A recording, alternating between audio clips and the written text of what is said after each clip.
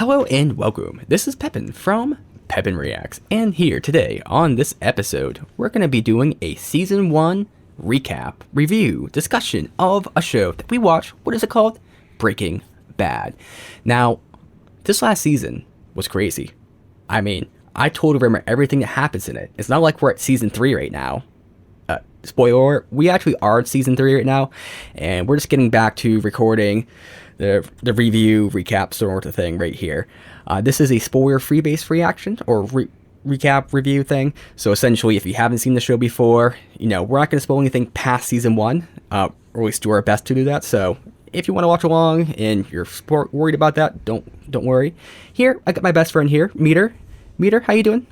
Hey, I'm here too for a recap. Now, Meader's seen the whole show, but has a bad memory. But again, neither of us are going to spoil anything. So, I believe, Meader, you're going to be kind of driving this review discussion. Yes, yep. We'll go through the recap. I'll be parsing down what's written on BreakingBad.fandom.com. Great site.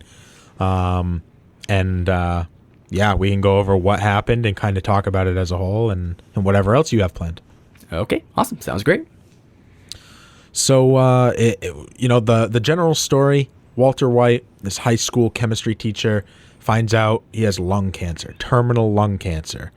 And he's now desperate to secure the financial future of his family. He has a wife, Skylar. She's pregnant with unnamed baby. She has a son, Walter White Jr., who has cerebral palsy. So, and he's a 50-year-old man. He's working 2 jobs. He quits his second job at the car wash, and he teams up with a former student of his named Jesse Pinkman to make and sell meth, claiming Jesse knows the business, Walt knows the chemistry, let's partner up. And Jesse's really impressed with Walt's ability to make meth after he samples the first batch that they cook in the mobile drug lab that they have. So that whole big introduction right there, I think that whole thing, and a lot of that's in the first episode, I believe, right? We're still on the first episode, yeah. Yeah. And in a way, this whole first season is kind of like it kind of feels like an introduction to the plot. And I mostly say that because of the end of the season. Like, it felt like a new beginning in a way, as opposed to like an end. And yeah. I think the first episode really does a good job of that too. Like it feels like a new beginning. Like it's kind of saying where are we gonna go, and same sort of thing in the season. Like where are we gonna go? Like it's the premise almost being introduced. Absolutely, yeah, and they do a really good job of telling a story over a period of time. Sometimes sampling in little bits of the future story that kind of leaves you like, how is that gonna tie in? Like what does that mean? So they do a really good job of hooking and then holding you in, and not disappointing you on the back end too, I think. So then Jesse takes a sample of the drugs to Crazy 8, cousin to somebody that Jesse's used to work with named Emilio, who recently got busted. And Emilio is out on bail and convinced that Jesse ratted on him. So he sets up a double cross here. They go out to the desert, and all 4, so Jesse, Emilio, Crazy 8, and Walter White are all like it gets really bad, and Walter has to create a chemical explosion to get himself out of like being pretty much murdered, and it kills Emilio, and it leaves Crazy 8 struggling to survive. And all of that is episode 1. Is the pilot. Crazy. Who could not want to pick up that show after a pilot like that? I mean, we're missing one of the biggest things here. Oh, yeah? Those tighty whities. That's a really good point. Come on. Episode 1. Episode 1. Fucking tighty whities. Good portion. Minutes. Minutes of tight white underpants.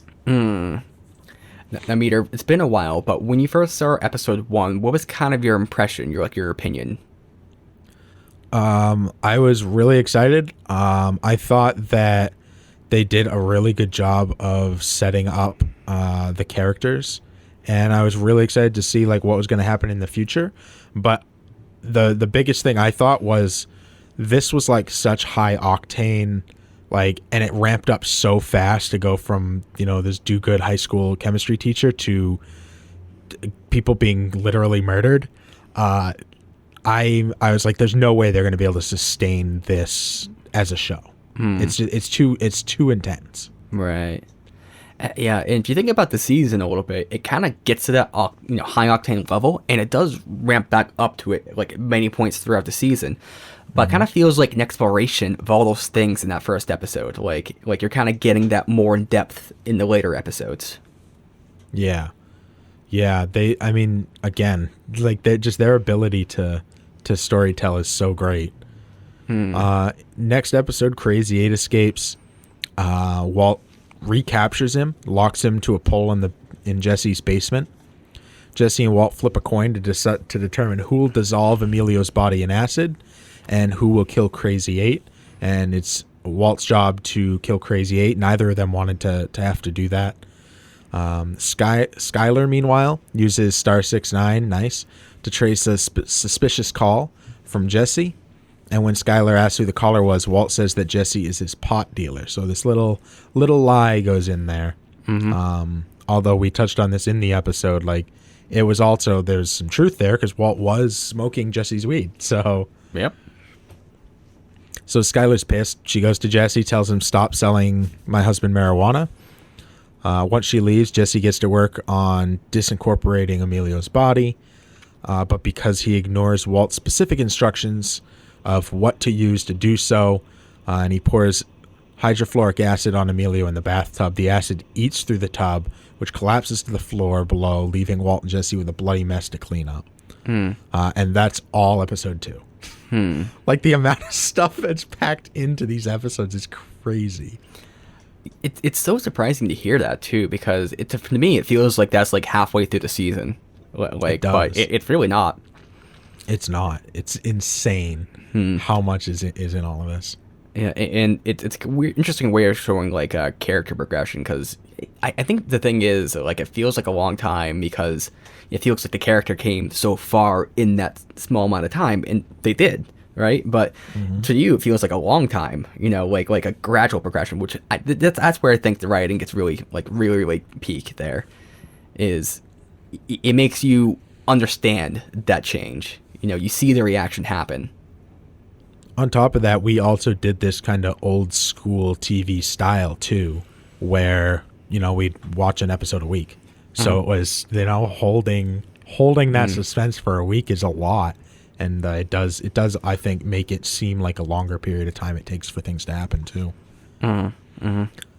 Next episode, at Walt's house, Skyler poses vague questions about marijuana to Marie, who is Skyler's sister, who jumps to the conclusion that they're discussing Walt Jr., even though Skyler's like, no, I'm not. She assumes that, and then persuades her husband, Hank Schrader, a DEA agent, to scare Walt Jr. straight. Meanwhile, Marie's breaking the law herself. She stole a pair of shoes from a store where she felt that the sales clerk was ignoring her. So it was one of those, fake justice type of take your own justice type of thing, where maybe you feel like they have a reason to do so, but ultimately, like, no, that's just bad justification. In another part of town, Jesse bolts from his house after Walt berates him for divulging personal information to Crazy 8. Walt says they have more work to do, but Jesse begs to differ and says, the coin flip is sacred. Your job is waiting for you in the basement. Walt kind of has a heart-to-heart with Crazy 8. And Crazy 8's sure Walt's going to spare him, but then Walt realizes that Crazy 8's conning him, and he's going to stab him to death with a broken piece of plate, so he strangles him. Yeah. And then after disposing the body, Walt gets back home and finally reveals to Skyler that he has cancer, because he had been holding that secret. Yeah. Nobody else knew. And if I remember right, Crazy 8's the first person he tells. Yep, exactly right. And for me, I think that's, out of these couple episodes, this is like the best one out of the bunch. Like all the things it does in like those emotional highs are just like crazy. Also, Crazy 8's actor, I believe his name is Domingo. I mean, that's the name of the person Kirsey is playing. I'm getting confusing with this, but he did this like such a great job of like portraying those emotions. Same with Walt, like, or rather Bryan Cranston. Like all those emotions that's displayed in the episode, like it was so believable. You can understand what each character was doing, the games they're playing. There is some disagreement on that because me and Meader have differing points of view. We kind of agree on a lot of points, but we have different ideas of what Walt was doing in that scene. But I think that's what makes it super interesting. Like there's so much to just read and kind of like dissect in that episode that like for me it's still like one of the best episodes. Yeah. The acting in this show is amazing. Bryan Cranston's incredible. Like the emotions, the layers of emotions like he gets across are unreal. And the scene between those two, I 100% agree. Both of them deserve huge props for that scene because it's amazing. Also, this episode did also set up like the sacredness of a coin flip. It's amazing what becomes sacred when like there's a lot lying on the line. It's like, okay, I gotta make a big decision here, so all of a sudden this thing is sacred because no takesy backsies. Yeah. And I mean, it's true though. Is there anything more sacred than a coin flip? No. So next episode, at a family barbecue, Walter reveals his illness now to Marie, Hank, and Walt Jr. balks at spending $5,000. And Walt Jr., sorry. So now the family knows. Walt balks at spending $5,000 to see a renowned oncologist. And Walt Jr. is frustrated by his dad's lack of emotion. And he blurts out, then why don't you just fucking die already? And Walt relents, using drug profits to pay the bill. So he agrees to do this, but refuses any help and says that I'm gonna pay for this out of pocket. Yeah, we get an introduction to two things there. Number one, Walt Jr. and kind of more his character, and you really love this character Meader, which I find very Walt interesting. Jr. Walt Jr. is so real. Realest person I know. But the other thing too is we get introduced to kind of like Walt's pride here. And I think we saw that maybe foreshadowed a little bit in a couple previous episodes, because I think the one prior to that maybe was the one where he was having the flashback with not Elliot but the wife, Gretchen. Yep. And there's some pride there too, but really kind of like seeing like there's some sort of like wound forming there, or wound that's there that's just kind of like almost like sucking in anything from its surroundings. I don't know how to describe it exactly, but we get introduced to something weird there with this whole money and like needing to do it himself sort of thing. Yeah, we do. We see, I mean, and we also see that side of Walt that we haven't seen when he's with Gretchen and they're talking about chemistry. And you said, I feel like that's the real Walt. Like, it does seem like a different person than any other Walt we had seen. Yeah. This is very interesting. I almost feel like he's having to put on, like, his face. Yeah. And we kind of all have to do that to some degree. Go out in public. Do you act how you really are? I mean, yes. Maybe. Okay. I don't. Because when I act how I really am, I just confuse people or I just speak overly technical. Not because I'm trying to like show off necessarily, but my brain just thinks stupidly like that. Or I just go on for about 20 minutes about something they don't care about. I mean that's the real me. Just talking somebody's ear off about things they don't care about. That's the good unfiltered Pepin. So Jesse, in the same episode, he's haunted by everything that's happened in the house he's living in, so he flees to his parents' house. And there, the maid discovers a joint. Jesse denies it's his, but his parents kick him out, and as he leaves, his younger brother, Jake, thanks Jesse for not telling on him. So we see this real dichotomy between that whole family and, like, Jesse versus Jake, and Jake, like, has all of these awards for being good in school and stuff, and they both Jesse and Jake, both the kids feel like the parents favor the other one more, which is really interesting and I think really true of a lot of family dynamics where it can feel that way. The one thing I'm trying to place right now in context to this season is, like, what do we learn about Jesse by looking at his parents? because his parents seem like they're pretty chill. I mean, they're giving him a lot of chances, and they're putting a lot of investment in his brother. And like how is Jesse like well, you know, in real life, things aren't always like a product of like childhood and stuff like that. A lot of times there's some mixing, and you could say in TV it's like that too. But I kind of wonder what this whole thing with Jesse's parents kind of say about Jesse. I don't know. I don't know that it necessarily does. I think if anything, it just shows that like Jesse's true nature is his true nature, you know. But I think it also might show that they like what they provided for. I don't know that we necessarily know like Jesse's upbringing, you know. Because potentially the parents didn't act the same way that they act now with him until later on. And now with Jake, they do treat him super well. So maybe they like changed how they treated their child, the new one, because they fucked up the first one so bad. Yeah. Or maybe that's just part of Jesse's nature is that he, you know, kind of cut corners on a lot of things growing up, and maybe he's trying to change, which I think you could say that about his character. Yeah. It's where it's a little bit interesting. Like the season hasn't gone into it, and I'm not sure if future seasons will.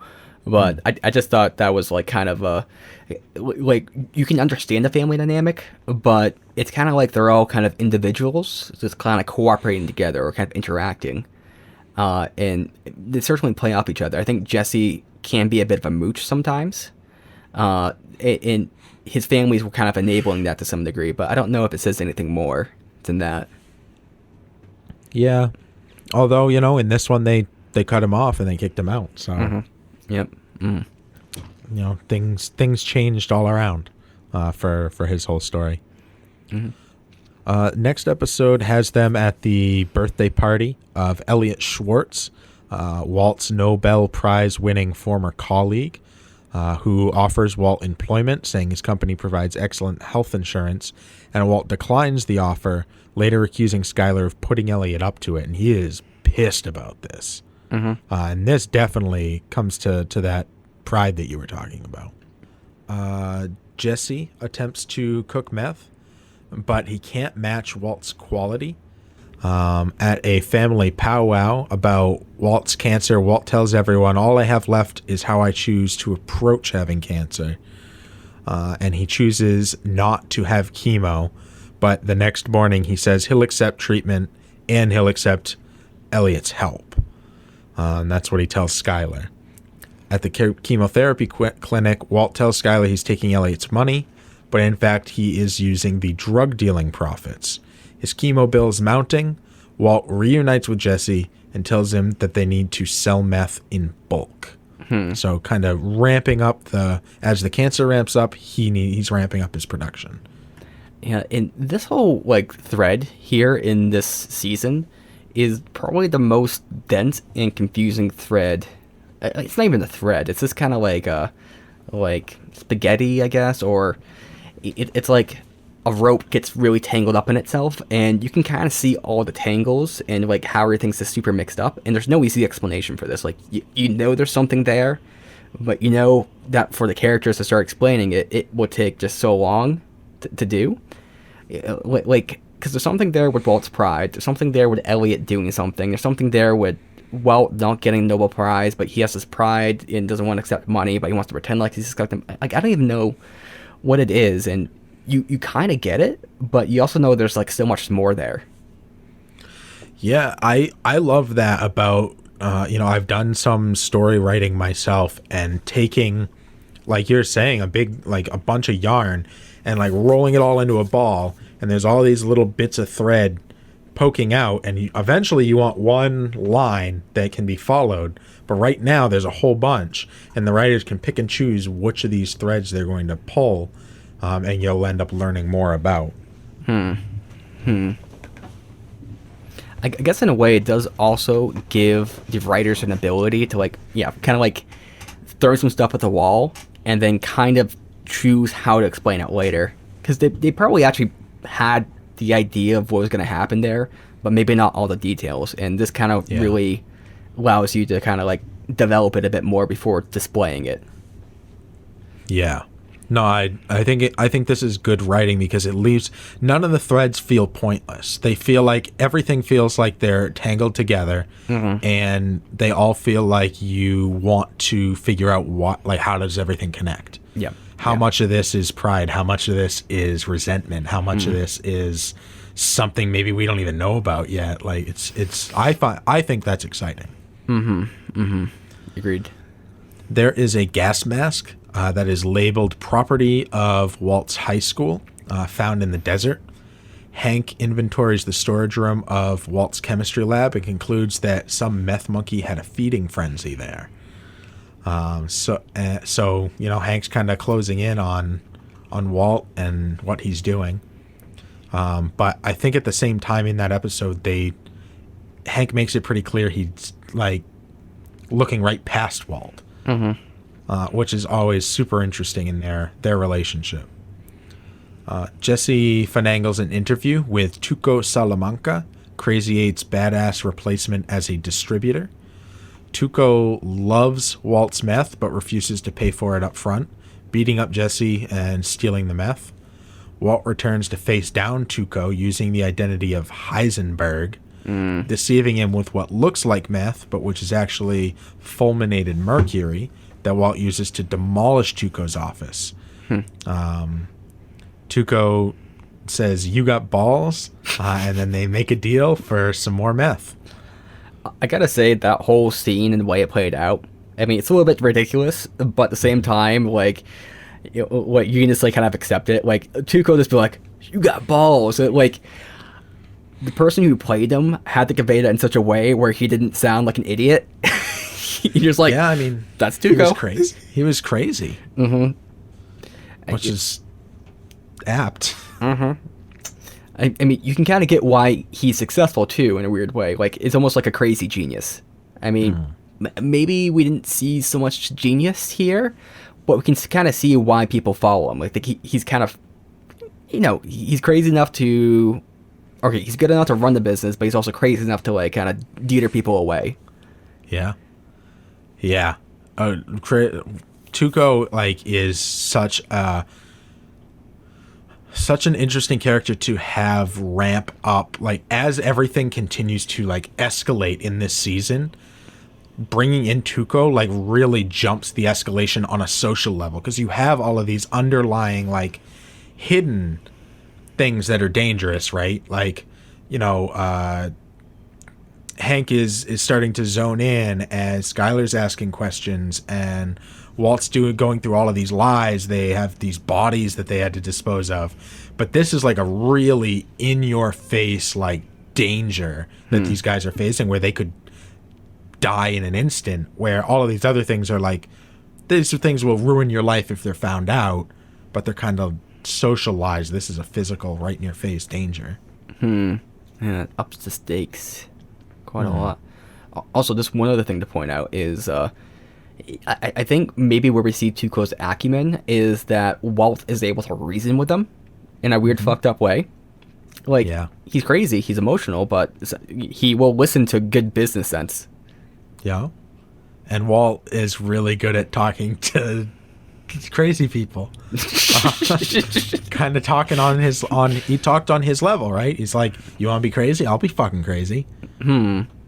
That is a good point. Like, Walt in that moment was maybe more fucked up than Tuco. That's fair. I mean, he blew up a whole building, so. Jesse finds out that Walt's doing business with Tuco and gets pissed. But things turn like even more tense when Walt can't deliver Tuco's meth order on time. Walt talks Tuco into a loan, albeit at high interest, so that he and Jesse can procure the proper supplies. So they don't have all the supplies they need. The biggest thing Jesse says is they need Smurfs, people to go out and buy a little bit of Sudafed from a couple of different places, and they don't have that. Walt tells Skyler he's going to a sweat lodge, but instead he heads to Jesse's house. He congratulates Jesse for scoring all of the supplies they need, though a key chemical is missing. Jesse knows thieves who can steal it, but they want 10 grand, so Walt suggests he and Jesse just steal it themselves. Meanwhile, Skylar heads to a jewelry store to return a baby-sized diamond tiara Marie gave her at the baby shower. And when she approaches the owner with the gift, she's apprehended and informed it was stolen. Faking labor pain, Skylar avoids arrest and confronts Marie, who is evasive. More than evasive. She outright denies it. Categorically. Yeah. And I think we're going to be jumping ahead a little bit here with my comments, but that plot aspect in this is kind of interesting because essentially it sidetracks Skylar because she might be catching on to Walt's lying here if she had the mental resources, but the problem is Walt's, her sister's lying, and it's got her almost arrested and everything, and now she has to deal with that lying, problem. And so she doesn't have as much time and energy. And also start seeing how Skylar handles people who are lying, too. Someone who's even family. Of course, it's her sister, so it's a little bit different. She's probably used to this.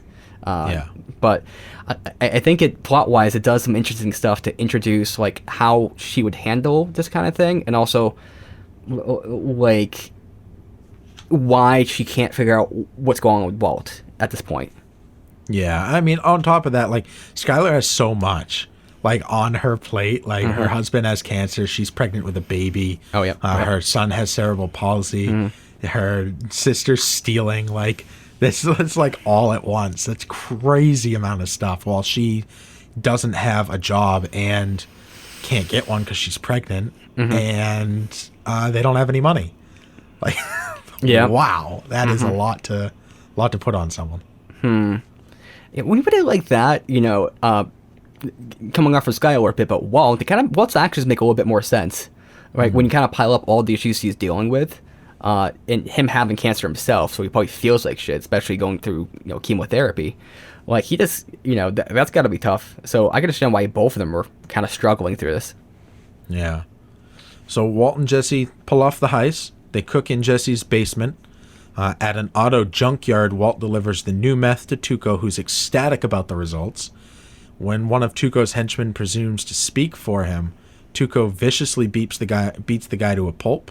Walt and Jesse look on in shock. Finishing up, Tuco laughs and tells Walt he will see him next week. And that ends season 1. Yeah. And the way he said that, too, I believe, is almost the way I read it, is almost like he's like, I'll see you next week, bitch. Kind of like he was one of his workers, almost. And yeah. I mean, I read it as a threat for sure, and also as a kind of sloughing off the entire idea of what he just did, beat a guy to death with his bare hands. Yeah, that's wild. Yeah, because he got high off the meth, and then this guy just said something, and he just started going off. I think he had some built-in aggression there too from something. I forget what. Yeah. Maybe felt challenged by Walt a little bit, because Walt's the only person we've seen so far who can go head-to-head with Tuco, and Tuco kind of backs down. So it's something weird going on there, but definitely a threat. Yeah, that's for sure. Yeah. Yeah, I think there was some tension there where maybe it was money or something where Walt was like, no, I want this amount or something. Yeah. So overall, actually, I'm going to give 2 criticisms of the episode or the season, and then we could probably give our overall review or kind of thoughts, maybe highlights. So let's say I give 1 or 2 criticisms, the highlights, and then overall kind of thoughts. Yep. Okay. So I think 2 criticisms I have for this season are really just 2 scenes in general. The first scene is the one where they're rolling out that barrel. Walt comes up with this whole thermite thing. They kind of put it on the door. It kind of busts down, and then they just roll out a barrel of this, I forget what it is, methylamine or something like that.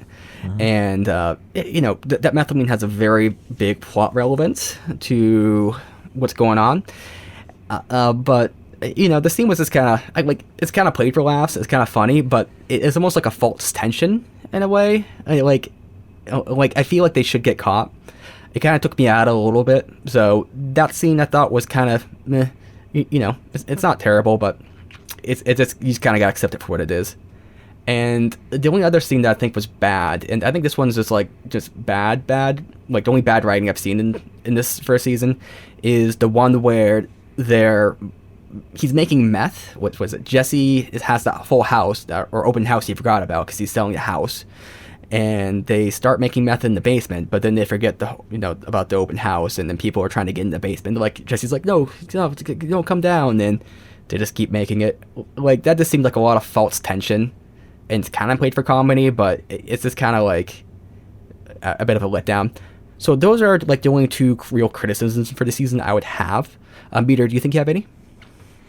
I definitely agree about the open house one. That seemed super pointless. That definitely to me felt like some false tension. Like they were like, well, we can't just have a scene of, we need to show them cooking, but we can't just have a scene of them cooking. So let's add this little drama bit. Or maybe their thinking was we need to show that Jesse's no longer going to be selling the house. So this is how we'll do it, is by having him kick everybody out. But like, even still, I think there were better ways that they could have handled it. But I gotta say, if over the course of an entire first season, that's the worst thing that happened was one 3-minute scene, that's a damn good season. What would you say is your biggest highlight for the season? You can give one or two. The scene with Tuco when he blows everything up, like that whole thing was awesome. Really, really well done.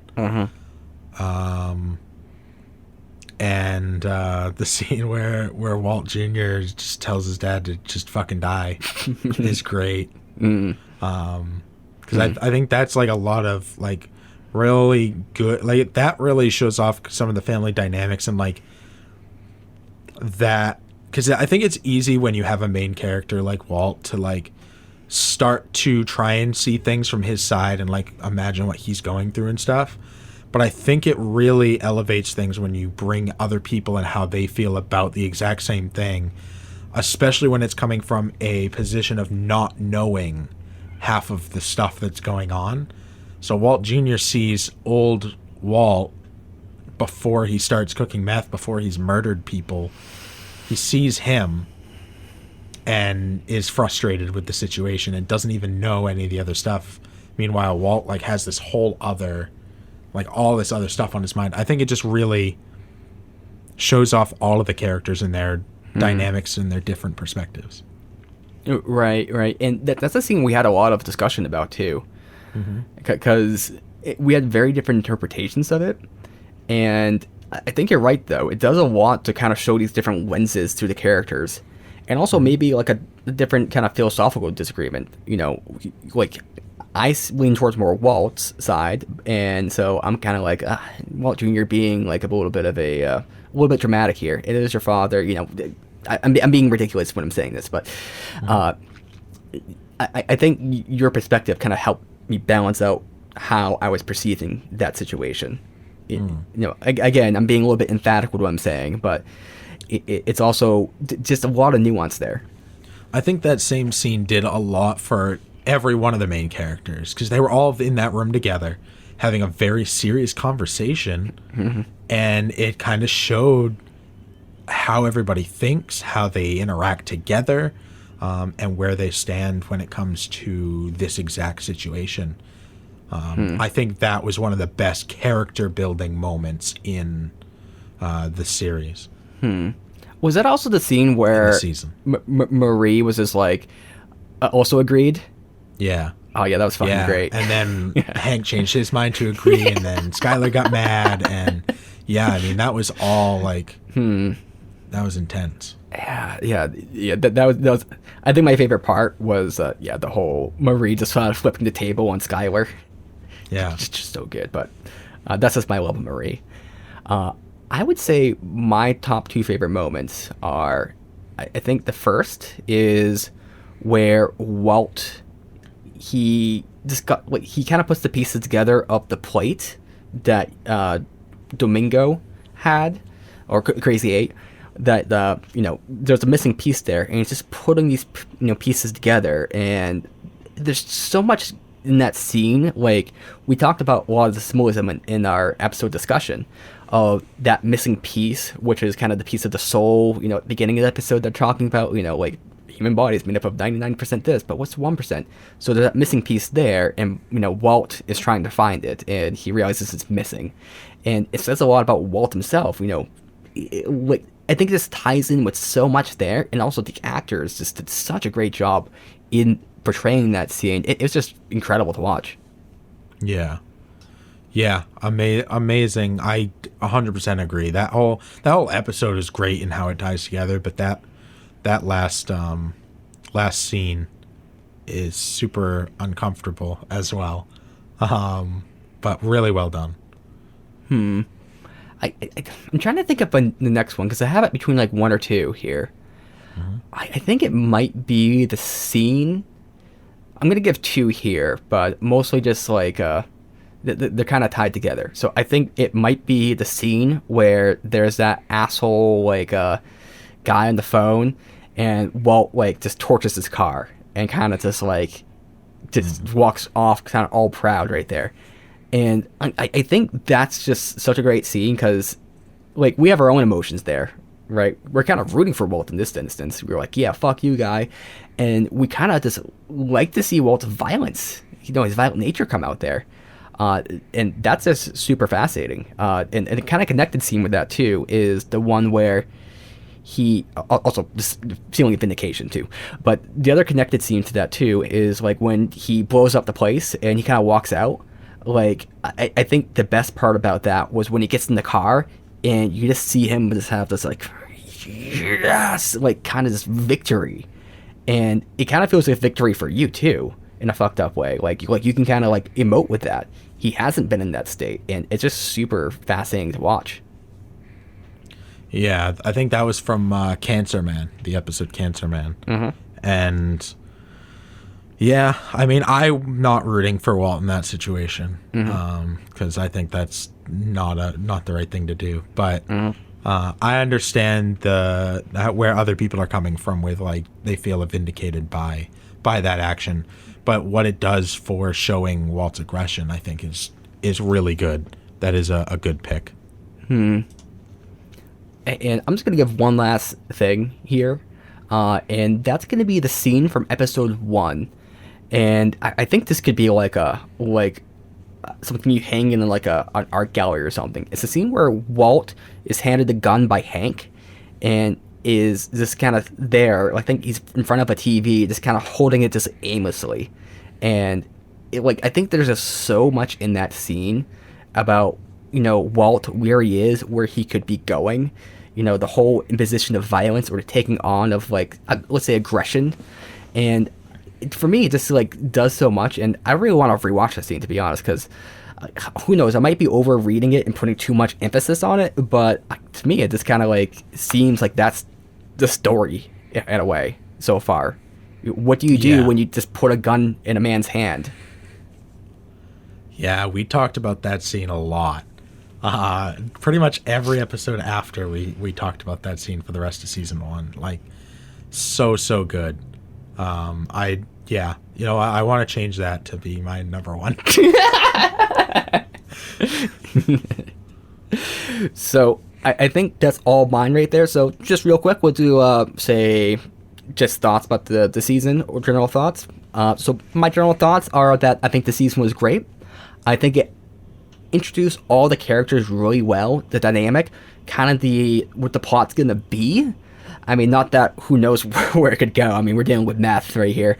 But I think the season was great. And definitely when I saw it the first time, I saw it way back, and then I got depressed from watching it and stopped. But it's like, it kind of had me hooked in with all the character acting and everything.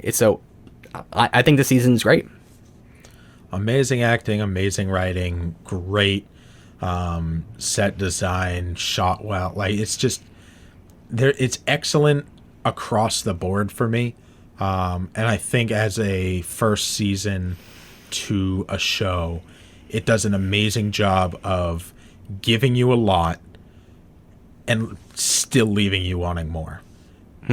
Answering questions and asking just as many questions at the same time.